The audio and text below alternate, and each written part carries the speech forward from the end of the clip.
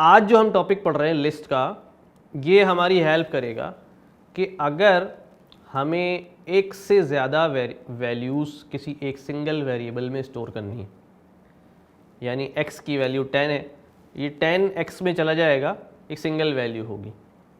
अगर मैं x के अंदर अगले स्टेप में 11 इनपुट करूँगा तो पूरे प्रीवियस वैल्यू 10 जो है वो ओवरराइड हो जाएगी।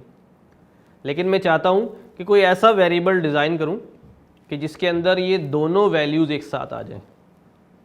इसको हम कहते हैं कि bunch of values in a single variable. तो बंच ऑफ वैल्यूज़ को एक सिंगल वेरिएबल के अंदर स्टोर करना, जिस तरह दूसरी लैंग्वेजेस में अरेज के कॉन्सेप्ट होते हैं कि एरे में बहुत सारी वैल्यूज़ आप रखते हैं और उसको किसी एक सिंगल एरे के वेरिएबल में डाल देते हैं।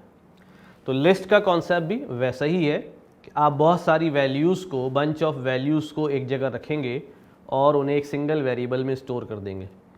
तो जो सिंगल वेरिएबल होगा उसकी टाइप जो है वो लिस्ट टाइप वेरिएबल होगा, जो अपने अंदर एक से ज़्यादा वैल्यूज़ रख रहा होगा।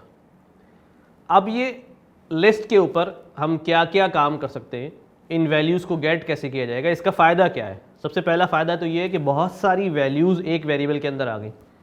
अगर हमें 100, 150, 200 वैल्यूज़ जो है वो क्रिएट करनी हो और हर एक का अलग अलग वेरिएबल बनाना हो, तो इतने सारे वेरिएबल हमारे कोड के अंदर आ जाएंगे कि हमें याद रखना मुश्किल हो जाएगा कि कौन सा वेरिएबल किस लिए है या ये वेरिएबल किस लिए है। बहुत सारे वेरिएबल हो जाएंगे।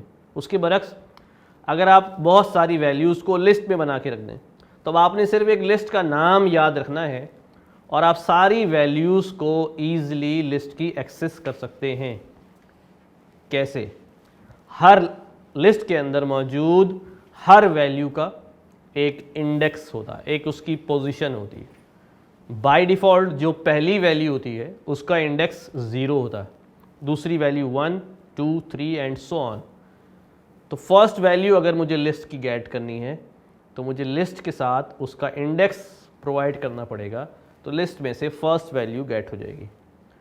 इसी तरह मैं जो भी इंडेक्स वैल्यू प्रोवाइड करूँगा लिस्ट के नाम के साथ, वो वैल्यू गेट हो जाएगी। तो इस तरह एक वेरिएबल का नाम आपने याद रखना पड़ता है और जितनी भी उसके अंदर वैल्यूज़ मौजूद हैं वो तमाम की तमाम वैल्यूज़ ईज़िली एक्सेसिबल हो जाती हैं वाया इंडेक्स, उसके इंडेक्स नंबर की वजह से। ये हमारे पास लिस्ट की कुछ एग्जांपल्स हैं जो हमें स्क्रीन पर नज़र आ रही हैं, जिसके अंदर हम देख रहे हैं कि नामों की लिस्ट है। मुख्तलिफ़ नाम स्ट्रिंग फॉर्मेट के अंदर लिस्ट में स्टोर कराए जा रहे हैं। लिस्ट को आप देख रहे हैं कि इसका सिंटेक्स क्या है। लिस्ट का नाम है = और स्क्वायर ब्रैकेट के अंदर आपने तमाम वैल्यूज़ जो है पास करनी है। ज़ाहिर है वो स्ट्रिंग होंगी तो कोटेशंस में देंगे। फिर दूसरी लिस्ट आप देख रहे हैं नंबर्स की है, वही डिज़ाइन है उसका भी। लिस्ट का नाम = स्क्वायर ब्रैकेट के अंदर आपने नंबर पास कर दिए। तीसरी लिस्ट आपको नज़र आ रही है मिक्स। ये मिक्स जो है इस लिस्ट का नाम है। यहाँ एक इम्पॉर्टेंट बात आपको समझनी पड़ेगी कि ये लिस्ट जो है वो उसके लिए ज़रूरी नहीं है कि उसके अंदर एक ही जैसी डाटा टाइप की वैल्यूज़ हों। कि हम सोचें यार स्ट्रिंग की लिस्ट है तो सारी डाटा जो है उसके अंदर स्ट्रिंग टाइप होना चाहिए। नंबर्स की लिस्ट है तो सारा डाटा इंटीजर टाइप का होना चाहिए, फ्लोट टाइप का होना चाहिए। ऐसा नहीं है। आप एक ही लिस्ट के अंदर एक एलिमेंट स्ट्रिंग डाल सकते हैं, एक एलिमेंट इंटीजर भी डाल सकते हैं, एक एलिमेंट फ्लोट भी डाल सकते हैं। तो सारी डाटा टाइप्स एक साथ जो है वो लिस्ट के अंदर आ सकती हैं। ये एक बड़ा अहम फीचर्स है जो कि एरेस के अंदर नहीं होता। एरेस के अंदर डाटा जो है वो एक जैसा होना चाहिए। इंटीजर एरे है तो सारा डाटा इंटीजर होना चाहिए, स्ट्रिंग की एरे है तो सारा डाटा स्ट्रिंग का होना चाहिए। जबकि लिस्ट के अंदर ये फीचर मौजूद है कि एक साथ हम मल्टीपल डाटा टाइप्स का डाटा जो है वो उसके अंदर डाल सकते हैं। लिस्ट के ऊपर हम क्या क्या ऑपरेशंस परफॉर्म कर सकते हैं। कुछ कॉमन ऑपरेशंस हैं जो हम डिस्कस करते हैं, जिसमें हमने बात की थी कि लिस्ट में से एलिमेंट को एक्सेस करना, यानी getting an element from the list. ये एक ऑपरेशन है। क्या लिस्ट के अंदर कोई एलिमेंट ऐड भी कराया जा सकता है? बिल्कुल। लिस्ट के अंदर फर्दर अगर एक लिस्ट डिफाइंड है उसके अंदर मज़ीद एलिमेंट्स भी ऐड कराए जा सकते हैं। कहाँ ऐड होंगे ये दूसरा सवाल है। आम तौर पर एलिमेंट्स एंड में ऐड किए जाते हैं, लेकिन हम एलिमेंट्स को लिस्ट के दरमियान में भी ऐड करा सकते हैं।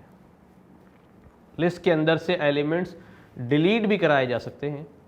यहाँ भी दो सवाल रहे होते हैं पहला एलिमेंट डिलीट होगा या आखिरी एलिमेंट डिलीट होगा या दरमियान में से कोई एलिमेंट डिलीट हो सकता है। तो ये तीनों काम पॉसिबल हैं।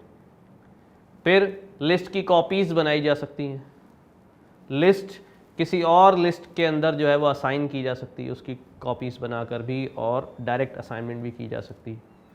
लिस्ट के किसी एलिमेंट को ढूंढा जा सकता है कि एलिमेंट लिस्ट के अंदर है या नहीं, और अगर है तो किस इंडेक्स पर है उसका इंडेक्स भी निकाला जा सकता है। तो बहुत सारे फंक्शंस हैं जो लिस्ट के ऊपर हम ऑपरेशन कर सकते हैं उसकी।